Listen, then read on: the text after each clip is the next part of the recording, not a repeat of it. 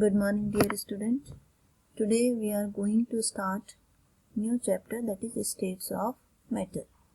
It is very familiar topic, as in class 9th we have already learned about matter. Matter is anything that can occupy space, that has mass, and on the basis of matter we can classify matter into three categories: solid, liquid and gas. And in class 9th also we have already learned about the properties of solid, liquid and gas. Solid has rigid hard mass, molecules are closely packed and there are very strong intermolecular forces. इसी तरीके से हमने solid, liquid, gas तीनों की properties जो है वो class 9th में पढ़ी हैं. Today we are going to start a new step for this the intermolecular forces, जिसके बेस पे बेसिकली हम सॉलिड, लिक्विड, गैस को क्लासिफाई करते हैं. तो यह है intermolecular forces. Intermolecular forces are the forces of attraction and repulsion between interacting particles. इन पार्टिकल्स के बीच का जो अट्रैक्शन और रिपल्शन फोर्स है, that force is known as intermolecular forces. Generally जो इंटरमॉलिक्यूलर फोर्सेस हैं वो बेसिकली हम 4 टाइप में क्लासिफाई करते हैं, लेकिन जो मेन उसके हैं वो है 3 टाइप्स ऑफ इंटरमॉलिक्यूलर फोर्सेस, क्योंकि 4th टाइप है हाइड्रोजन बॉन्डिंग, जिसमें कुछ ही कंपाउंड पार्टिसिपेट करते हैं. तो बेसिकली 3 टाइप के इंटरमॉलिक्यूलर फोर्सेस हैं. पहला आपका आता है डिस्पर्जन फोर्सेस या फिर डाइपोल लंडन फोर्सेस. सेकंड इसमें आपका आता है dipole interaction, dipole force. Third इसमें आता है डाइपोल इंड्यूस्ड डाइपोल फोर्स. ठीक है. सो नेक्स्ट इसमें वन बाय वन इनको हम पढ़ते हैं. सबसे पहले इसमें हम पढ़ने जा रहे हैं लंडन फोर्सेस. लंडन फोर्सेस बच्चों जनरली नॉन पोलर मॉलिक्यूल्स के बीच में एग्जिस्ट करते हैं, बिकॉज नॉन पोलर मॉलिक्यूल्स में कोई भी पोल्स नहीं होता, कोई भी चार्ज किसी फिक्स पोजीशन पे नहीं होता. ठीक, इसलिए आर्बिट्रेरी किसी भी टाइम में एक डाइपोल फॉर्म हो जाने के कारण उनके बीच में एक फोर्स ऑफ अट्रैक्शन होता है. टेम्परेरी फोर्स है, दिस फोर्स इज टेम्परेरी, इसलिए हमेशा कैसा होता है, अट्रैक्टिव होता है. ठीक, अट्रैक्टिव होगा और बहुत शॉर्ट डिस्टेंस पे अप्लाई होता है, इसीलिए वीकेस्ट फोर्स हम इसको कहते हैं लंडन फोर्सेस को, कि सबसे वीक फोर्स है और इसीलिए जनरली लिक्विड और गैसेस में ही होता है. ठीक है. नेक्स्ट इसमें है आपका dipole forces. Dipole force generally ऐसे मॉलिक्यूल्स के बीच में when the molecules have dipole, that means 2 poles positive and negative, अगर 2 पोल्स उसमें बन रहे हैं, फॉर एग्जांपल HCl हमने ले लिया, HCl has H positive charge and Cl has partial negative charge, तो एक साइड पॉजिटिव दूसरी साइड नेगेटिव, तो 2 मॉलिक्यूल पॉजिटिव और नेगेटिव के बीच में जो फोर्स होगा, that force is known as dipole forces.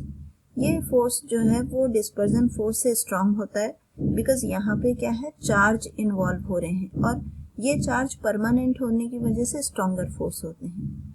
These attractive force decreases with increase in distance, क्योंकि इनके बीच का जो फोर्स है वो इलेक्ट्रोस्टैटिक फोर्स है, तो जैसे जैसे डिस्टेंस कम होंगी फोर्स बढ़ेगा और डिस्टेंस अगर ज़्यादा होती चली जाएगी तो फोर्स कम होता चला जाएगा. ठीक है. नेक्स्ट इसमें हम आते हैं डाइपोल इंड्यूस्ड डाइपोल फोर्सेस में. ये जनरली तब जनरेट होता है जहाँ पे एक तो पोलर मॉलिक्यूल है जैसे HCl और दूसरा नॉन पोलर मॉलिक्यूल्स है जैसे H2. इन दोनों के बीच में, क्योंकि एक में पोल्स हैं दूसरे में चार्जेस नहीं हैं, तो दूसरे मॉलिक्यूल में चार्ज इंड्यूस होता है, इसीलिए इसको इंड्यूस्ड डाइपोल कहते हैं. एंड इंड्यूस्ड डाइपोल डिपेंड करता है कि उसके सराउंडिंग में कैसा मॉलिक्यूल है. ठीक है. जैसे मान लीजिए Cl आ रहा है उसके सराउंडिंग पे, तो नॉन पोलर मॉलिक्यूल में एक तरफ पॉजिटिव और एक तरफ नेगेटिव डेवलप हो जाएगा अपने आप, इसीलिए इसको हम क्या कहते हैं, डाइपोल इंड्यूस्ड डाइपोल फोर्सेस. ठीक है. तो इसी के बेस पे हम क्लासिफाई करते हैं सॉलिड, लिक्विड और गैस को। नेक्स्ट आपका कॉन्सेप्ट आता है thermal energy.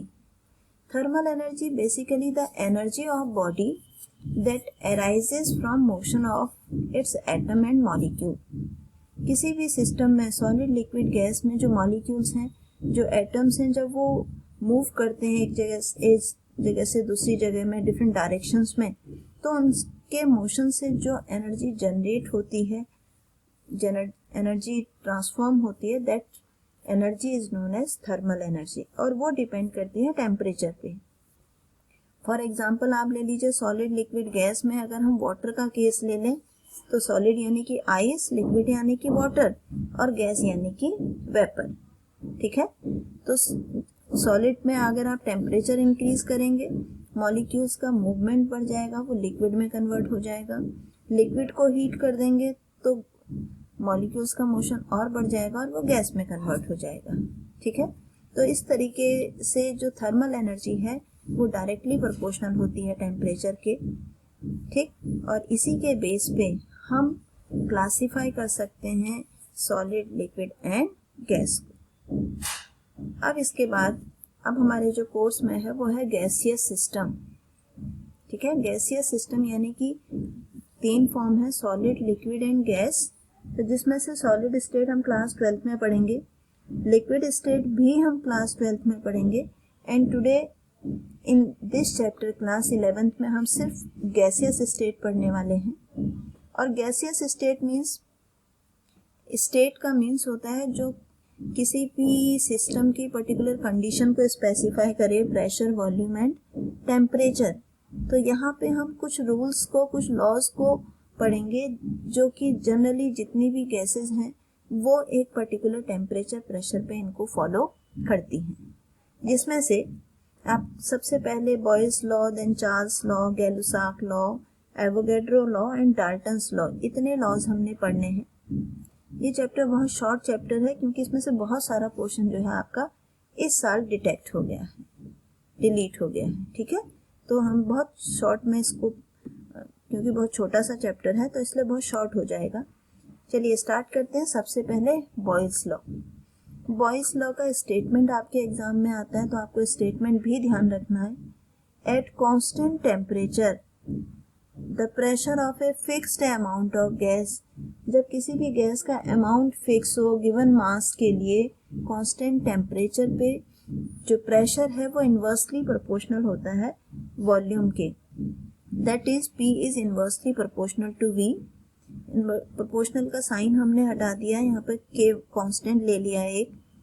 P is equal to K1 1/V, या हम इसको ऐसे लिख सकते हैं PV is equal to K1 या PV is equal to constant. अगर हम अलग अलग टेम्परेचर, प्रेशर, वॉल्यूम पे लें then we can write it P1 V1 is equal to P2 V2। ये हमारे न्यूमेरिकल में काम आता है कि एक प्रेशर आपको गिवन है, वॉल्यूम गिवन है, अगर हम उसका प्रेशर चेंज कर देते हैं तो वॉल्यूम कितना चेंज हो जाएगा। एक बलून मान लीजिए, बलून का वॉल्यूम है पहले 0.2 लीटर, आपने उसमें प्रेशर उसको दिया, प्रेशर देने से उसका वॉल्यूम 0.4 लीटर हो गया, तो उसका प्रेशर कितना चेंज हो जाएगा। इस तरीके से क्वेश्चन आते हैं जिसको आप कैलकुलेट कर सकते हैं। ये ग्राफ है, जब भी कोई दो क्वांटिटीज इन्वर्सली प्रोपोर्शनल होती हैं तो उनका जो ग्राफ होता है वो इस तरीके से हाइपरबोलिक ग्राफ होता है। ठीक है, जैसे जैसे टेम्परेचर हम इंक्रीज करते जाएंगे, ये जो हाइपरबोला का स्लोप है वो धीरे धीरे कम हो जाएगा और वेरी हाई टेम्परेचर पे ये स्लोप बिल्कुल सीधा आ जाएगा, यानी कि P जो है वो V के 1/V के डायरेक्टली प्रोपोर्शनल हो जाएगा। हाइपरबोलिक ग्राफ से स्ट्रेट ग्राफ आ जाएगा। ठीक, इसमें नेक्स्ट आगे हम बढ़ते हैं चार्ल्स लॉ। चार्ल्स लॉ के according for a fixed mass of constant pressure, अगर हम प्रेशर कांस्टेंट रखें तो volume of gas increasing on increasing temperature and decreasing on cooling. Charles law कहता है कि अगर हम किसी भी गैस का प्रेशर कांस्टेंट रख लें तो अगर टेम्परेचर इंक्रीज करेंगे तो वॉल्यूम इंक्रीज हो जाएगा, टेम्परेचर डिक्रीज करेंगे तो वॉल्यूम डिक्रीज हो जाएगा। लेकिन कितना डिक्रीज होगा वो भी बताया है कि हर 1 डिग्री सेल्सियस इंक्रीज करने पर जो टेम्परेचर वॉल्यूम है वो इंक्रीज होता है 1/273 टाइम्स। ठीक है, हर 1 डिग्री इंक्रीज करने पे वॉल्यूम जो है वो अपनी इनिशियल वैल्यू का 1/273.15 डिग्री सेल्सियस इंक्रीज हो जाता है।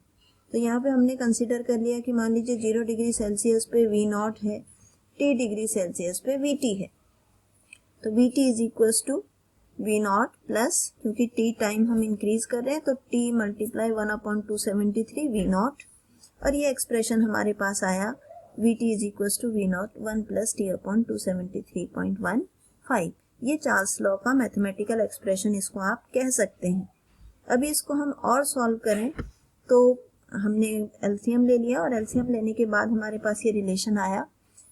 अब ये जो ऊपर आपका T+273 आया है, इसको हम लिखते हैं कैपिटल T, और कैपिटल T क्या है? कैपिटल T है temperature in kelvin. New temperature scale यहाँ पर आया जिसको हम कहते हैं केल्विन टेम्परेचर स्केल या एब्सोल्यूट टेम्परेचर स्केल। आपको पता ही है कि अगर कोई भी वैल्यू हमें डिग्री सेल्सियस में गिवन हो और हमें केल्विन में कन्वर्ट करनी हो तो हम उसमें क्या करते हैं 273.15 उसमें हम ऐड कर देते हैं, तो वो केल्विन में चेंज हो जाता है। ठीक है, तो अब जो आपकी इक्वेशन है वो क्या हो गई, VT/V1 is equal to T/T, यानी कि V1/T1 is equal to V2/T2, या हम इसको अदर वर्ड्स में कह सकते हैं कि V/T is equal to constant. और चार्ल्स लॉ का स्टेटमेंट आप ऐसे भी लिख सकते हैं कि at constant pressure volume of gas is directly proportional to temperature in kelvin. ठीक है, और इस पे बेस्ड डायरेक्ट बेस आपकी एनसीईआरटी की न्यूमेरिक एनसीईआरटी में पूछा जाता, एग्जाम्पल में भी है और एक्सरसाइज में भी है।